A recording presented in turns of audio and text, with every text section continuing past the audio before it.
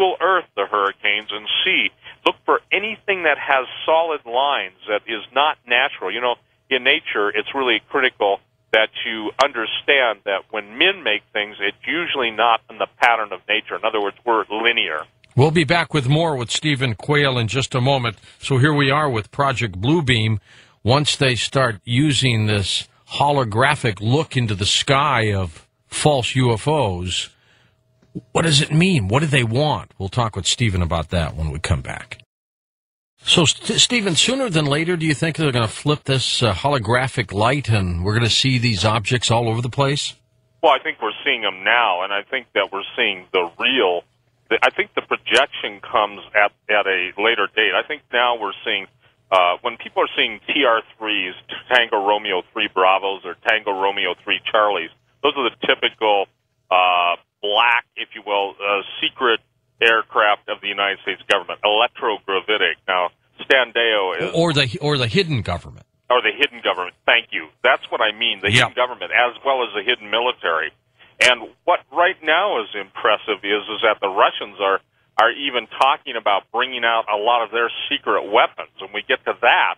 The thing that's fascinating, George, is that the technologies, especially the Tesla technology, that the Russians possess and have actually not only effectuated but absolutely gone beyond what most people in the West even can realize, and then coming into contact with our electrogravitic craft. Again, people think of aircraft in the U.S. military as fighter jets and bombers and transport aircraft, but there's a whole division in the secret government that exists that has stuff that, as I've been told by many of the people who have talked to me, and as you've interviewed so many people over the years on talk radio, this stuff is so far advanced and so far in the future that we're talking about stuff that absolutely can cloak invisibility. Remember, we used to talk about that, and people say, "Oh, they can't do that." Now, all the stories are coming about and out that invisibility is no big deal anymore.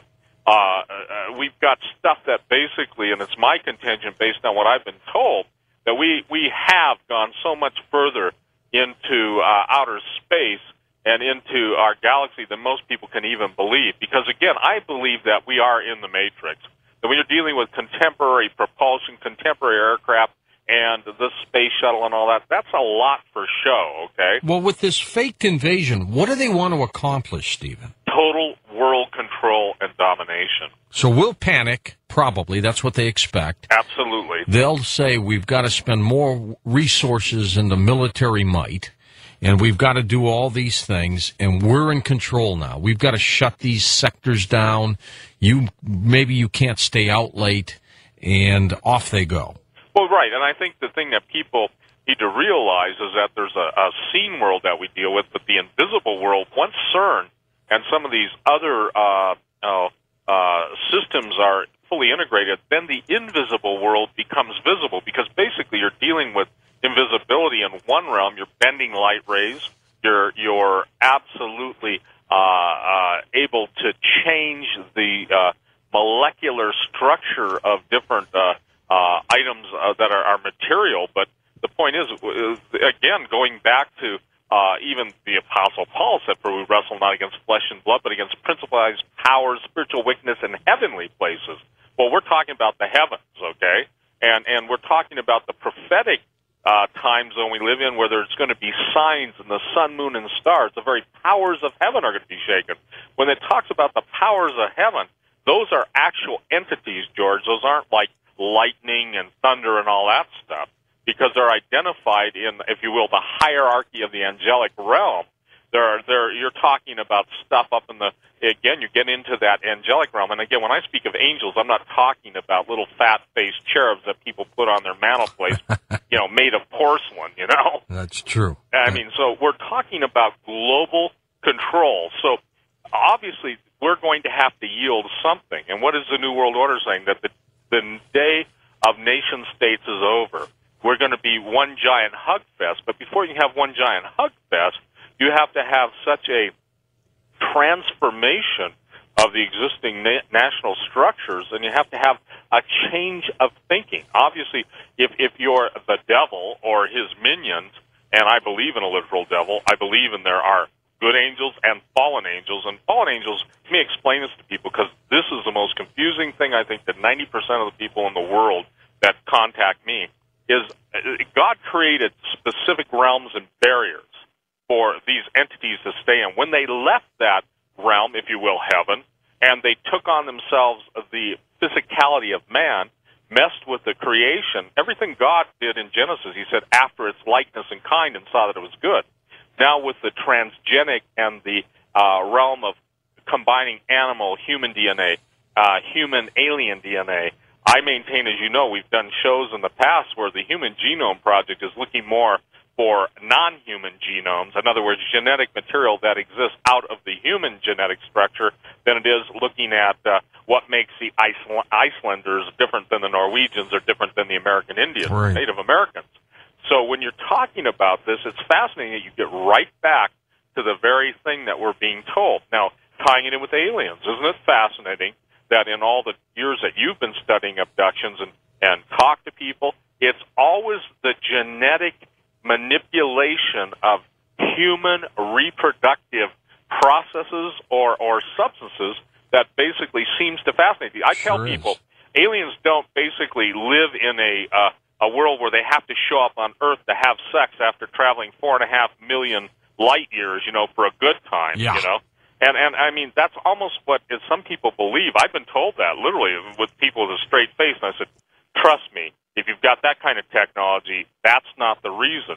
So the point is that we're talking about the days that, if the days weren't short, that means if all this event, or these events that we're speaking about, weren't compressed, Jesus said there'd be no flesh left alive. If you allow transgenesis to go on, in other words, crossing animal and human DNA, and when you and I first started talking about that, you probably couldn't find 2 stories a week on the net about it. Now you can't.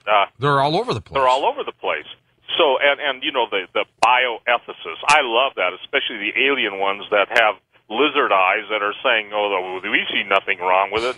you basically want to say, will you take off your human suit and show your scales, please, So what can we do about this, Stephen, if it is indeed going to be a faked alien invasion? Well, I think what you and I are disarming the fear factor. If people understand it and know ahead of time. That's why I've done everything I've done, George. You mentioned the book I'm bringing out. The book, it just got proofread, by the way, and it's important to bring this out. Long Walkers, so people understand, is a Special Operations Command's name. I didn't name them that. They name them that for the giants and the genetically altered, if you will, species that are out there. And it's more of a novel, but there's a lot of truth behind it. Right, and I got to tell you something. I have a wonderful, my strong suit is not fiction. Duncan Long is one of the great fiction writers. Duncan's a very brilliant man, and so what we did is we took my movie script, okay? I went to 2 of the biggest studios. They said, we can't do this for 2 years because we're committed to all these projects. Right. And I mean, even Steven Spielberg now has gone to India to get money to fund his projects. But to make a long story short, I said, I'm going to put everything I know about this stuff into a novel form, in a fictional novel form. I don't write fiction. So we basically, you and I have spoken about the Egyptian finds in the Grand Canyon that were carried in the Phoenix Gazette at the turn of the century. Professor Kincaid, which the Smithsonian denies.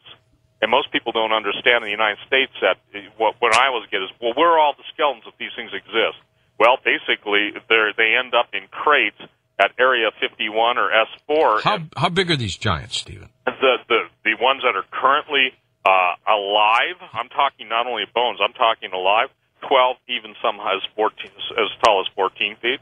And in biblical days, they were about the same height? Yep. Okay. And some of them King of Bashan was 18 feet tall. Jeez. And see, so the thing is that you and I have spoken of the cultures around the